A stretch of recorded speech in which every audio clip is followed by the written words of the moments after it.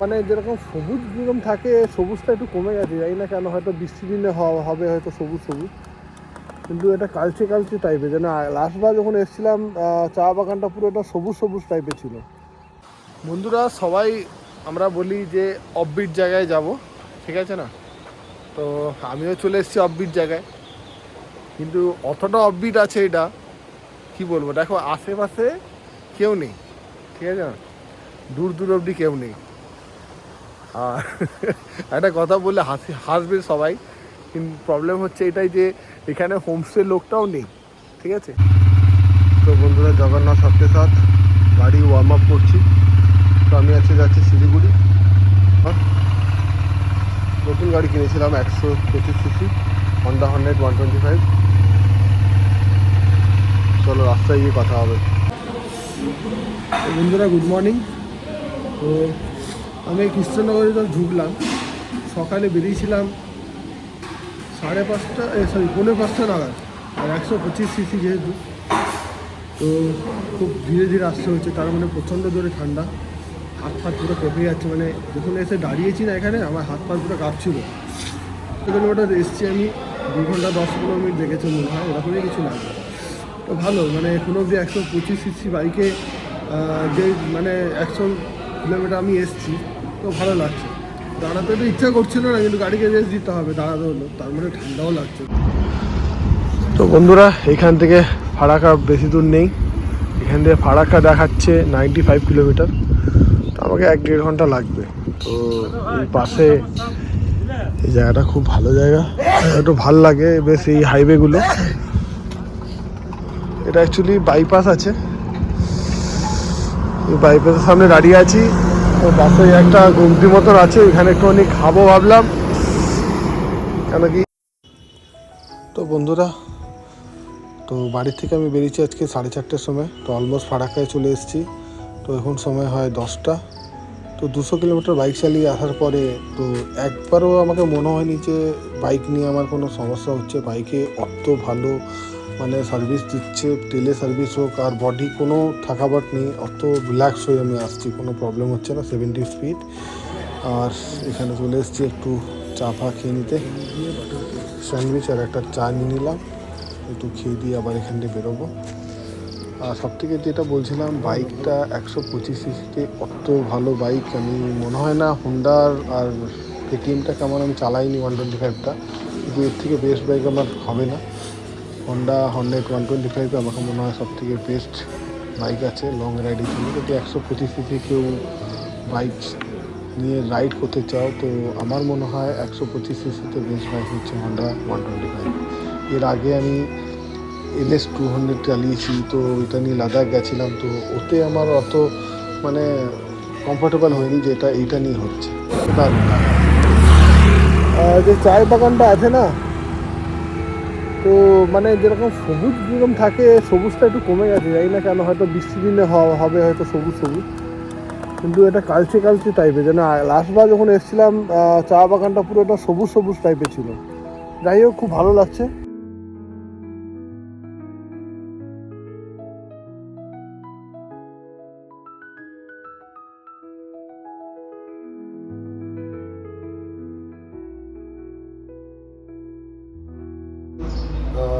4:35 সকালবেলা বেরিয়েছিলাম। বেরোনোর পরে সবথেকে বড় কথা হচ্ছে প্রচণ্ড যে ঠান্ডা, আমি ভাবিনি অত ঠান্ডা হবে।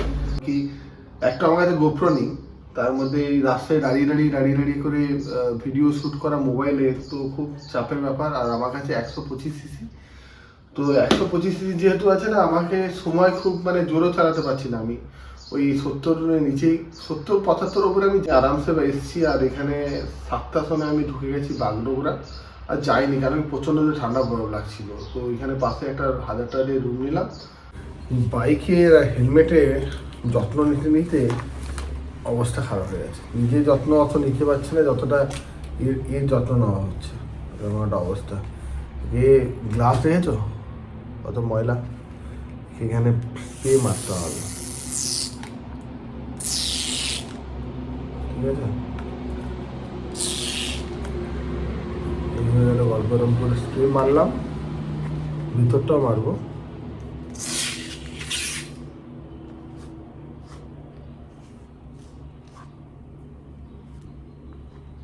এবার হবে এটা ক্লিনিং।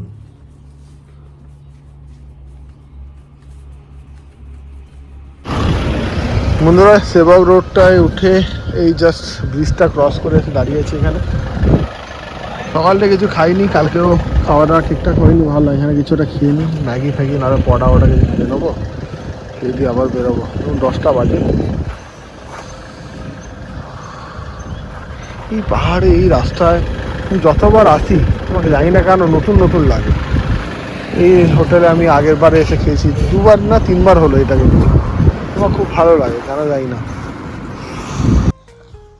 ওইখানে ওই যে ঘরগুলো আছে ওই ঘরের এখানে এবার হেঁটে হেঁটে যাচ্ছি। দেখো হোমস্টেটা আমি দেখাচ্ছি, কোথায় আমার হোমস্টে। অ্যাডভেঞ্চার মানে নেক্সট লেভেলে।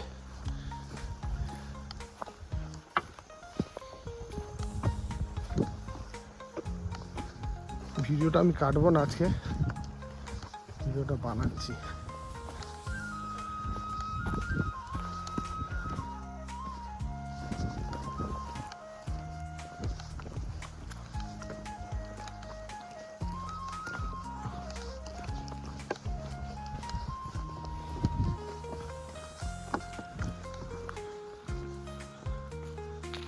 ওই দেখো ওইখান থেকে আসলাম, এসে হোমস্টেটা দেখো, দেখো একবার খালি অ্যাডভেঞ্চার নেক্সট লেভেলে।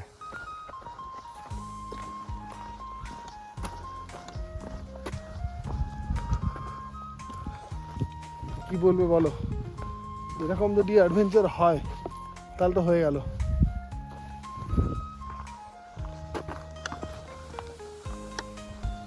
দেখে নামতে হবে। আমি যাবো ভাই ওই নিচে, রাখো ওইখানে, দেখতে এরকম দেখতে মনে হচ্ছে এই সামনে, কতটাতে নিচে, বাপরে বাপ। ভালো হয়েছে কালকে সিলেটার থেকে জুতোটা কিনেছি, ভালো গ্রিপও হচ্ছে। বাইকও নিয়ে চলে আসবো এই রাস্তা দিয়ে, কোনো চাপ নেই, কিন্তু একটু 200-300 সিসি বাইক হওয়া দরকার।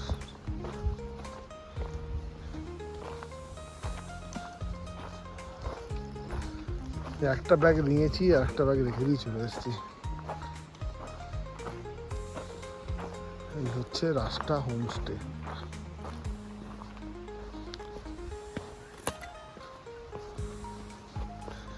একজন দেখা হলো, তো বলছে তুমি কোথায় দিয়ে এসছো, বলে কলকাতা থেকে। বলে বাইক নিয়ে 125 সিসি। বলে হ্যাঁ 125 সিসি। বলে আর কে আছে? বলে আর তো কেউ নেই। বলছে একা একা এই জঙ্গলে কী করতে এসছো? বলে একা একা আপনারা এসছেন? বলে আমরা তো 2-3 জন এসছি। বলে আমি একাই এসছি, উপভোগ করব।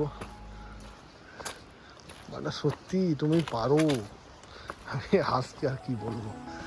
যাই হোক, এই হচ্ছে হোমস্টেটা দেখা যাচ্ছে নিচে, নদীর আওয়াজ একটা তোমরা পাচ্ছই হয়তো।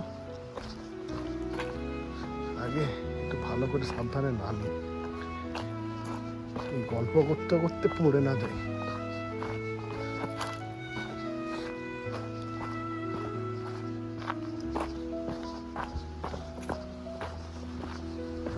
বাপরে বাপ, তুই এসছো এরকম হোমস্টেতে কোনোদিন অতটা অফলোডিং করে?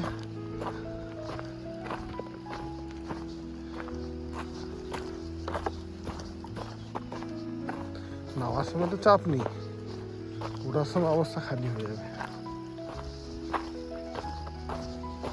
দেখতে হবে, যদি ভালো লাগলে তো একদিন থাকবো, মানে 2 দিন থাকবো ভালো লাগলে, না হলে একদিন।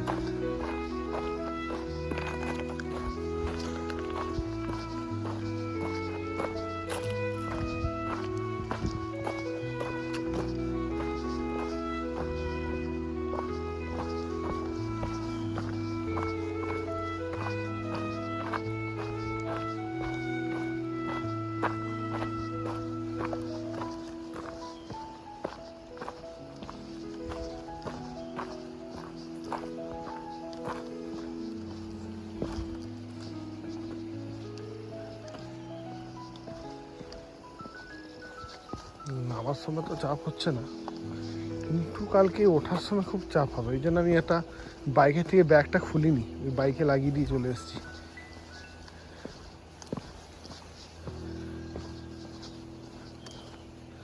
কারণ হচ্ছে এখান দিয়ে খুলে নিয়ে আসবো, আর একবার উঠবো আবার কষ্ট হবে, দুটো ব্যাগ নিয়ে ভারী ভারী, সেই জন্য এটা খুলিনি।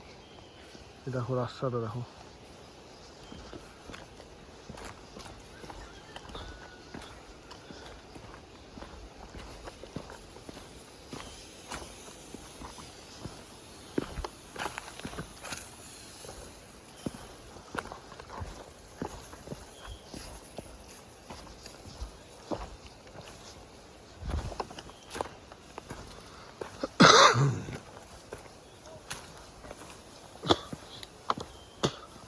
এবার ভুলে যাচ্ছি এই রাস্তাটা কোন দিকে।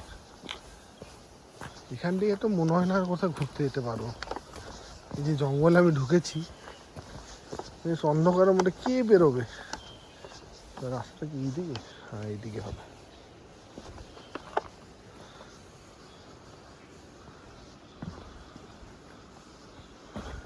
এই হোমসের একটা ভালো করে ভিডিও বানিয়ে দেবো, মানুষরা আসুক, আমি খাটছি এরকম সবাই খাটুক।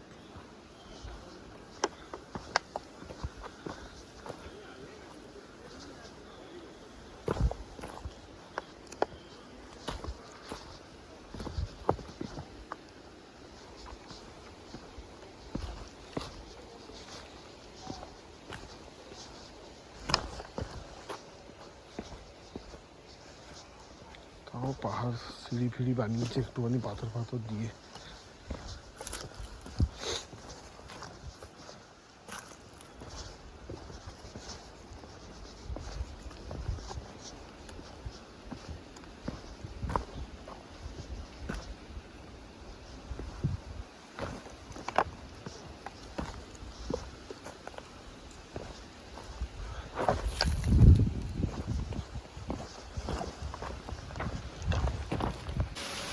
তো এখানে দুখানা টেন্ট লাগানো আছে, কেউ যদি ঠান্ডায় কাঁপতে চাও তাহলে এখানে চলে আসো, টেন্টে ঘুমাবে।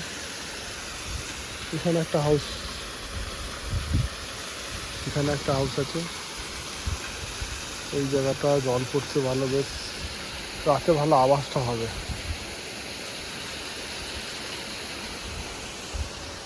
ও মনে হচ্ছে এখানে লাঞ্চ করার জায়গা।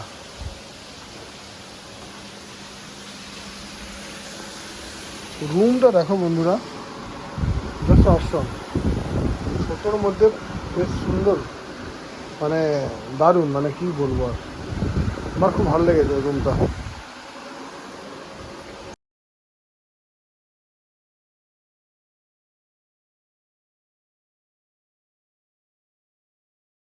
ওয়াশরুমটা দেখি একবার, এখানে মনে হচ্ছে ওয়াশরুমটা ভালো হবে না। না ঠিক আছে, খারাপ না মোটামুটি। অফরোডিং করে এসে কত ভালো রুম বানিয়েছে এরা জঙ্গল মহলে ঢুকে, এটাই অনেক বড় ব্যাপার। বেশ ভালো লেগেছে, একদিন থাকা যেতেই পারে।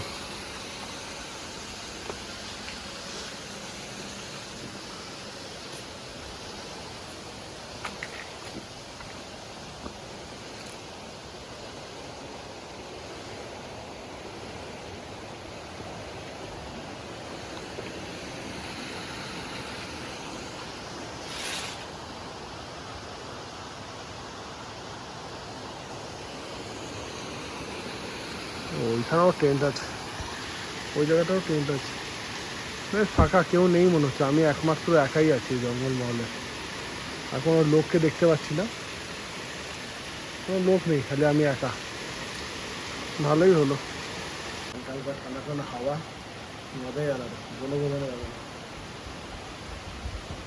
একা একা থাকবো এইখানে, আর কোনো লোক নেই।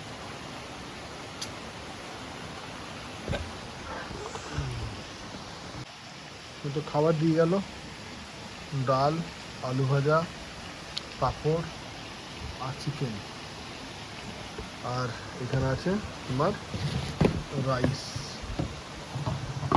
ঠিক আছে, রাইস দেখি কটা নেওয়া যায়, অল্প করে নেবো। সবচেয়ে বড়ো কথা কি বলতে, যে পাহাড়ে রাইসগুলো খেতে না খুব ভালো লাগে।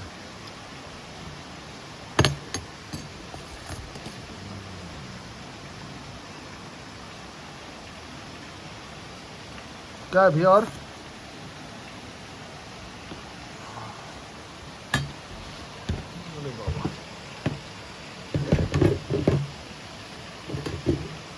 बहुत कुछ लेकर आ गया। চলো এবার পেট পূজা করি।